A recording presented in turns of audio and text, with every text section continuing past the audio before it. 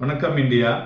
இன்றைய தினம் பிஹேவியரல் ஃபைனான்ஸில் அண்டர்ஸ்டாண்டிங் பிஹேவியரல் ஃபைனான்ஸில் investor psychology and investment bias அதில் எதெல்லாம் வந்து ஸ்டாக் மார்க்கெட் பிஹேவியரில் இன்ஃப்ளூயன்ஸ் பண்ணுறது அப்படிங்கிறத நேற்றைய தினம் எமோஷனல்ஸ் மேட்டர் இன் இன்வெஸ்டிங்னு பேசினோம்.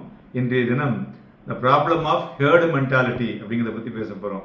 இது வந்து மோஸ்ட் காமன் ஒரு பிஹேவியரல் மிஸ்டேக்குங்க, இந்த ஹேர்டு மென்டாலிட்டிங்கிறது.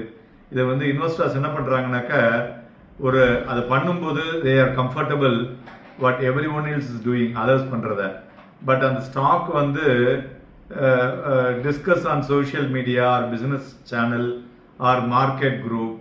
ஸோ அது வந்து அவங்க என்ன ஃபீல் பண்ணுறாங்கன்னா அப்பியரிங் சேஃபர்.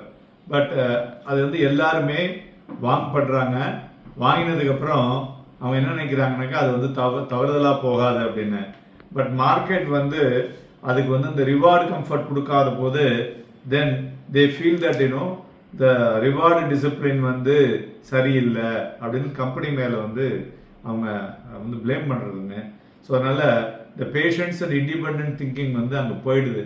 அதனால தான் மெனி இன்வெஸ்டர்ஸ் பார்த்தீங்கன்னாக்கா இந்த ஓவர் ஹீட்டட் தீம்ஸில் வந்து அவங்க நிறைய வந்து அவங்களுடைய பேஷன்ஸில் பணத்தை வந்து விடுறாங்க.